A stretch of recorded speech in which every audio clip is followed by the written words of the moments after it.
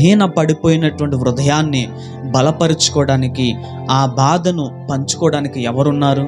ఈ లోకములో మనకంటూ ఎవ్వరు ఉండరు. ఆ సమయాన దేవుడు ఒక మాట చెప్తున్నాడు, ఏంటో తెలుసా?